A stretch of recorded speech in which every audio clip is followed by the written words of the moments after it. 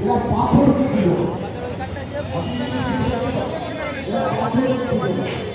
এরা মূর্তিগুলোকে বিশ্বাস করে না। তুমি মূর্তিগুলো বাঙালি সারা ভারতবর্ষে মূর্তিকে আর্থিক হয়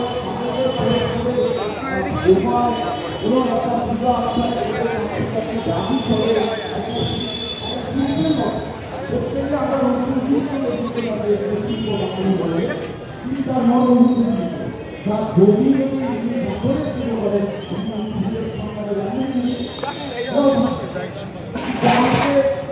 যে কথাটা বলে তারপরে ভারতবর্ষে আরেকটা সম্ভব যে পশ্চিমবঙ্গ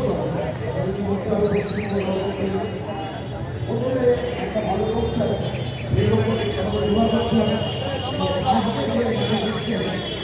এই